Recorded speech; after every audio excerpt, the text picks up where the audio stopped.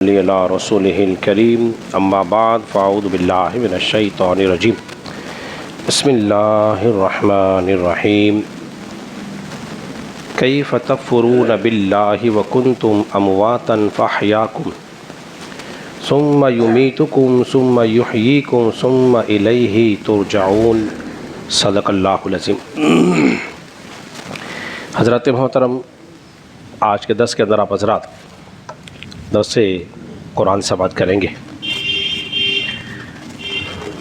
اور درس قرآن کے اندر آج ہماری سورہ بقرہ کی آیت نمبر جو ہے وہ 28 ہے۔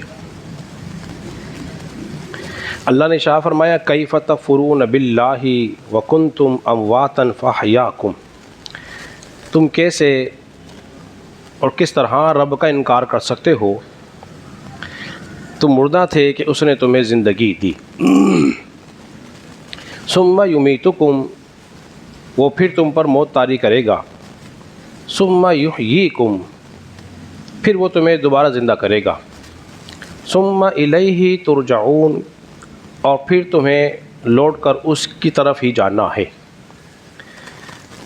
حضرات محترم، اس سے پہلے جو ہے اللہ رب العزت نے اپنی ربوبیت، رسالت اور اس کی قدرتوں کا تذکرہ ہو چکا ہے۔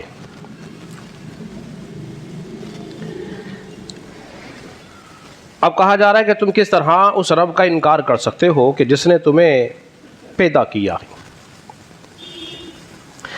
انکار کئی قسم کے ہوتے ہیں۔ کس نے کافروں نے تو رب کا انکار کر دیا، بعض دہریہ ایسے ہوئے جنہوں نے رب کی بعض صفات کا انکار کر دیا، بعض وہ ہوئے جنہوں نے قیامت کا انکار کر دیا، اور بعض وہ ہوئے جنہوں نے عذاب قبر کا انکار کر دیا۔ جس طرح ایک حاکم وقت کا کسی ایک حکم کا انکار کرنا اس کی سلطنت کا انکار کرنا ہے، اسی طرح اللہ تبارک و تعالیٰ کی کسی ایک صفات کا انکار کرنا اس کی ربوبیت کا انکار کرنا ہے۔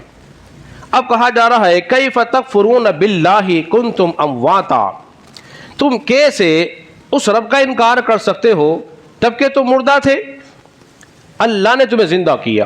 کب کی بات ہو رہی ہے؟ حضرت عبداللہ ابن عباس رضی اللہ تعالیٰ عنہ فرماتے ہیں کہ تم اپنے باپوں کی پیٹوں میں مردہ تھے، تم کچھ بھی نہ تھے، اس نے ہمیں زندگی دی، جس کا تذکرہ قرآن مجید فرقان حمید کی سورہ دہر کے اندر اللہ رب العزت نے ارشاد فرمایا هل اتى على الانسان حين من الدهر، انسان پہ ایک زمانہ ایسا گزرا ہے کہ وہ قابل تذکرہ بھی موجود نہ تھا۔ هل اتى على الانسان حين من الدهر لم يكن شيئا مذكورا، ایسا وقت گزرا ہے کہ وہ قابل ذکر ہی نہ تھا۔ تفسیر روح البیان میں لکھا ہے کہ تم نطفے کی شکل میں اور خون کی شکل میں تھے، بغیر روح کے، روح ہی نہ تھی۔ بعض لوگوں نے یہاں ایک اعتراض کیا، کہتے ہیں کہ یہ کوئی نہیں جانتا کہ ماں کے پیٹ میں کیا ہے۔ کیا اعتراض کیا؟ کوئی نہیں جانتا سوائے اللہ کے کہ ماں کے پیٹ میں کیا ہے، غیب کی بات ہے۔ آپ حضرات جانتے ہیں، جواب عرض یہ ہے، آپ حضرات جانتے ہیں کہ سائنس نے کتنی ترقی کر لی ہے، وہ بتا دیتی ہے کہ ماں کے رحم میں کیا ہے، بیٹا ہے کہ بیٹی ہے، کتنے دن کا حمل ہے، یہ سائنس بتا دیتی ہے۔ یہ سائنس تو چند سالوں سے بتا رہی ہے، رسول اللہ صلی اللہ علیہ وسلم نے 1400 سال پہلے بتا دیا تھا، 1400 سال پہلے بتا دیا تھا۔ بخاری کے حدیث مبارکہ موجود ہے، نبی پاک صلی اللہ علیہ وسلم نے ارشاد فرمایا ماں کے رحم میں نطفہ 40 دن رہتا ہے، پھر 40 دن خون رہتا ہے، پھر 40 دن کے بعد گوشت کا لوتھڑا بنتا ہے، پھر اس کے بعد فرشتہ آ جاتا ہے، یعنی کہ 4 ماہ ہونے کے بعد فرشتہ آتا ہے، اور 4 ماہ کے بعد ہی عورت کا پیٹ ظاہر ہوتا ہے۔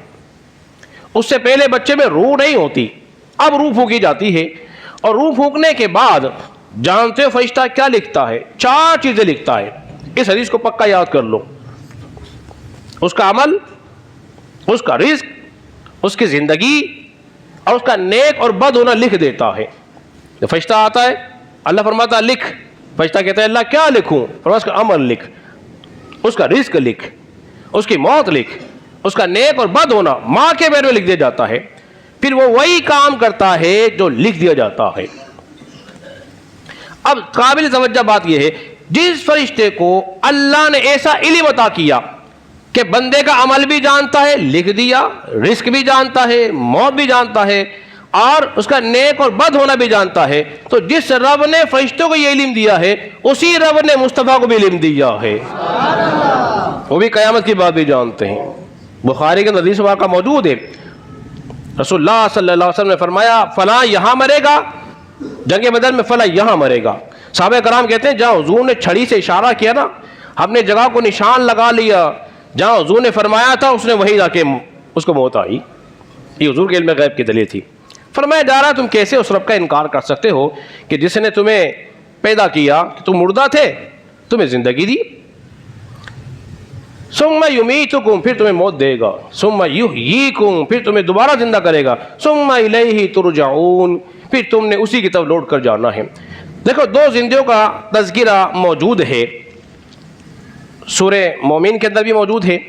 اللہ نے شاہ فرمایا قالوا ربنا امتنا سنتین واحییتنا سنتین. 2 موت اور 2 زندگی کا تذکرہ موجود ہے. اب بتاتا ہوں 2 موت کون سی ہیں اور 2 زندگیاں کون سی ہیں. حضرت عبداللہ ابن عباس فرماتے ہیں تم پہلے مٹی تھے، پھر تمہیں پیدا کیا گیا، پھر حیات دی، پھر تم قبر میں چلے گئے، پھر تمہیں دوبارہ حشر میں اٹھایا جائے گا. یہ کیا ہیں بولیے؟ سارے کے سارے مراحل ہیں. ایسے ہی انسان کے اندر احساس پیدا کرنے کے لیے بھی سورہ حدید کے اندر بیان ہوا ہے. وہ کیا ہے؟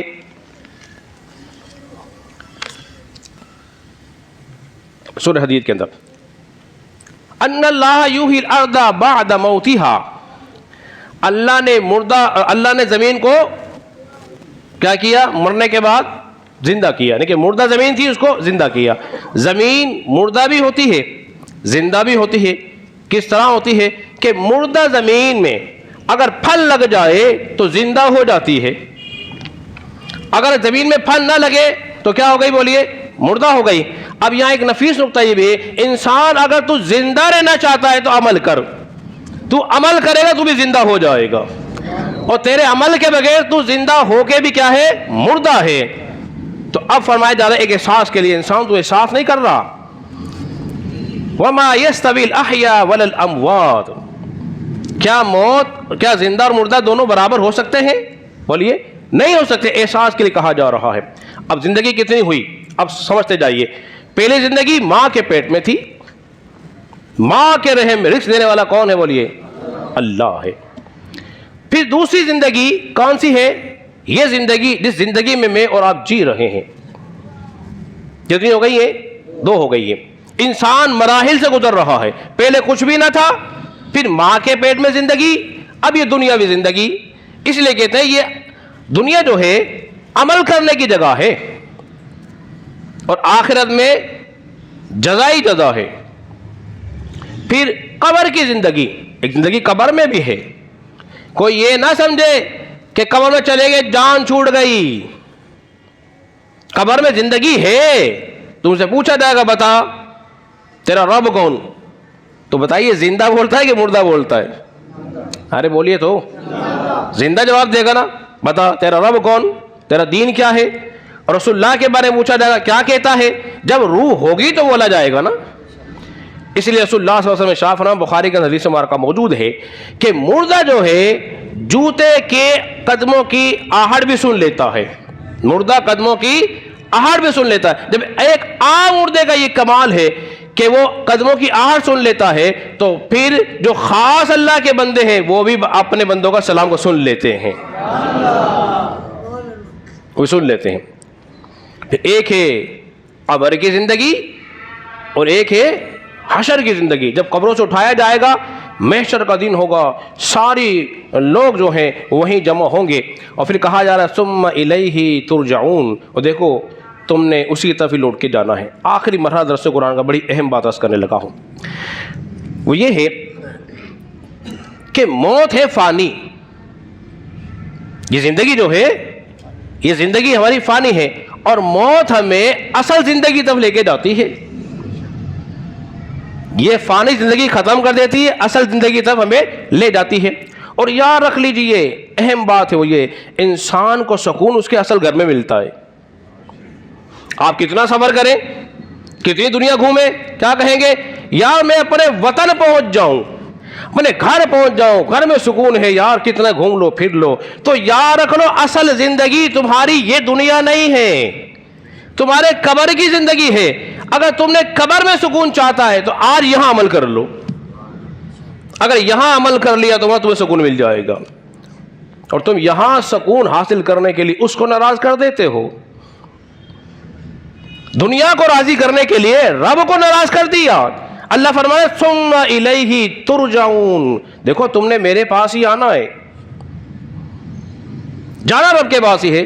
تو لہذا کیا ہی اچھا ہو کہ بجائے خود کو خوش کرنے کے رب کو خوش کر لے، تو وہ خوش ہوگا تو ہم بھی خوش ہو جائیں گے، وہ ہم پہ بھی نعمتیں برکتیں نازل فرمائے گا. اس لیے کہ زندگی اور موت کا خالق کون ہے؟ بولیے اللہ ہے. اللہ نے ہمیں زندگی دی ہے تو خدا را میرے بھائیوں، میرے دوستوں، بزرگوں، زندگی ایسے گزار لو جیسے وہ چاہتا ہے. جب زندگی ویسے گزر گئے نا جیسے وہ چاہتا ہے، پھر یہ دنیا بھی اچھی، قبر بھی اچھی، حشر بھی اچھی، اور ابدی زندگی کون سی؟ جنت کی زندگی ہے جہاں انسان نے ہمیشہ ہمیشہ رہنا ہے. اللہ رب العزت کی بارگاہ میں دعا کریں خالق کائنات ہم سب کو سمجھنے اور عمل پیرا ہونے کی توفیق عطا فرمائے.